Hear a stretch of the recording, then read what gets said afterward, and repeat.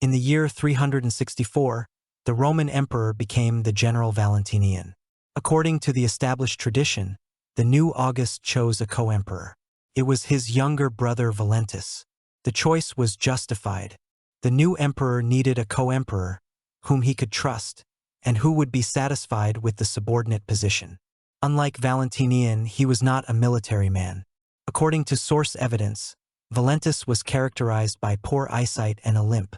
Because of his poor health, Valentus received no military training and was not trained in the liberal arts. He managed the family estate. Before his brother Valentinian came to the throne, he married Dominica, the daughter of a soldier. Closeness to the dynasty would make Valentine's father-in-law Petronius one of the first persons in the empire. When there was still Emperor Constantius, he announced another military enlistment, and the blind Valentus was still conscripted. But thanks to the connections of his father Gratian, he found himself in the ranks of the domestics, bodyguards of the emperor. In 362nd year, the new emperor Julian the Apostate reduced the number of domestics, and Valentus was transferred to a less prestigious unit. Valentus' exclusion from the bodyguard ranks was probably due to the fact that his older brother Valentinian was dismissed from the service for his adherence to Christianity. Logically, Julian did not want to see a relative of a disgraced officer in his inner circle. At the beginning of his reign, Valentinian made his younger brother a tribune of the imperial stables. In this position, Valentus had to deal with the acquisition and supply of horses for the army. Then the army and the retinue of the emperor moved to Constantinople. In the suburbs of the capital Gebdemon, Valentus was proclaimed Augustus. After that, the co-emperor brothers entered Constantinople in one chariot. Valentus ruled the eastern part of the empire. In inheritance from predecessors, it has received religious discord between Orthodox and Arian. Although the emperor himself supported the Arian doctrine, he intervened little in the disputes, allowing people to make their own choices. Both Orthodox and Arian were given high positions in his government. Adherence to Arianism contributed to Valentus' bad reputation with later authors. After all, his successor was Theodosius the Great, a zealous Orthodox. Church historians contrasted the pious emperor and heretic predecessor. After a joint trip with his brother in the Balkans, Valentus returned to Constantinople. The emperor made a speech before the senators. The next day, the speech before the emperor was made by Senator Themistius, who emphasized the unity of the empire and the agreement of the brothers' co-proprietors. Valentinian and Valentinian were proclaimed consuls. Valentus had no military experience, but he had managed his family estates well. Now he was to rule half the empire. First of all, it was necessary to restore the empty treasury. For this purpose, the sovereign appointed his father-in-law Petronius as patrician. The new patrician immediately got the reputation of a cruel and greedy man. His methods of tax collection were probably too harsh. Petronius continued to fulfill unpopular orders of his son-in-law. Thus, Valentus ordered him to tighten the laws on recruitment. According to them, the children of soldiers had to inherit the profession of their fathers. In the reign of Valentus in the east, there was a terrible disaster. In Crete, there was an earthquake that destroyed dozens of cities. Raised by it, tsunamis reached Sicily, Greece, and Egypt. News of the cataclysm caught up with Valentus in Cappadocia.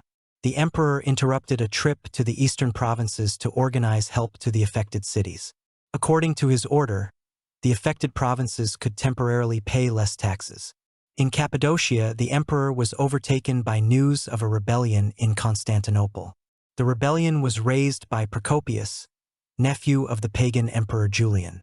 The first reaction of the ruler was an attempt to renounce the throne, but the courtiers persuaded Valentus to continue the struggle. Shortly before leaving for the eastern provinces, Valentus expelled a courtier named Eugenius from the palace. Possessing wealth, disgraced courtier agreed to finance the rebellion of Procopius. With the help of money, usurper enticed to his side commanders of military detachments, stationed in Thrace, and seized power in the capital. The officials of Valentus were arrested. In their place, Procopius put his own people.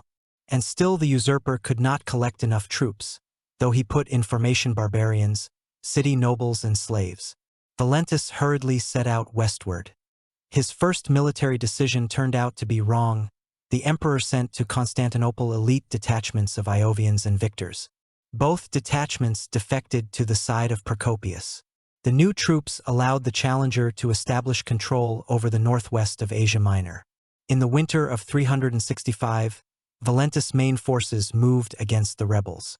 His commander Vatimarius laid siege to Nicaea, while Valentus himself laid siege to Chalcedon. The commander of the Nicaea garrison defeated Vatimarius and then tried to squeeze Valentus' army between his army and Chalcedon. The emperor received the news in time and retreated to Ancyra. Success in this war often depended not on military talent but on treachery. Thus, the troops of Hyperechius, one of the usurper's generals, went over to Valentus. Procopius wanted the old commander Arbizian to join the rebellion. In the end, the usurper ordered the removal of expensive furniture from Arbizian's house. If before the old commander did not want to join the civil war, now he was forced to support the legitimate emperor. The presence in the army of Valentus experienced Arbizian, who served as far back as Constantine, was not insignificant. Another commander, Homoerius, immediately left the camp of Procopius. In May of the following year, the armies of Procopius and Valentus met near Nicolia. Unfortunately for the usurper, most of his troops defected to Valentine's side.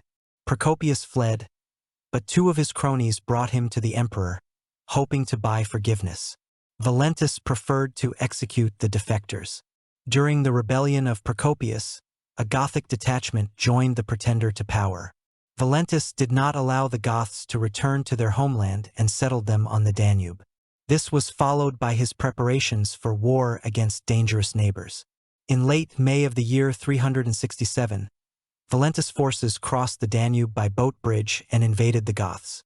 The Romans used the standard tactic of ravaging the enemy country. Without prisoners, victory would have been incomplete, so the emperor ordered his generals to capture several Goths, promising gold for each prisoner. The next year passed in the preparation of new campaigns. Finally, Valentus crossed the Danube again. He needed a victory to secure the border and seriously engage in relations with Persia. In the new campaign, the emperor in the remaining unnamed battle defeated the Gothic leader Atanaric. Valentus did not pursue his defeated enemies and hastened to make peace in order to free up troops for the eastern campaign. Wishing to save face, Atanaricus proposed to the emperor to meet in the middle of the Danube. The emperor and the barbarian leader, accompanied by bodyguards, got into boats and reached the middle of the river to negotiate. The treaty restored trade between the Romans and the Goths. In addition, the Romans stopped paying tribute to their neighbors. Valentus came out of this war victorious. In the year 375, Emperor Valentinian died. The new rulers of the western part of the empire were his sons Gratian and the young Valentinian II. In fact, Valentus now found himself the senior emperor. After a long war, Valentus managed to make peace with Persia. In the same year, many Goths gathered on the banks of the Danube River, fleeing from the new conquerors, the Huns. The emperor allowed the refugees to settle within the empire. The Goths could be good recruits. Very soon the problem with food led to an uprising of the Goth settlers.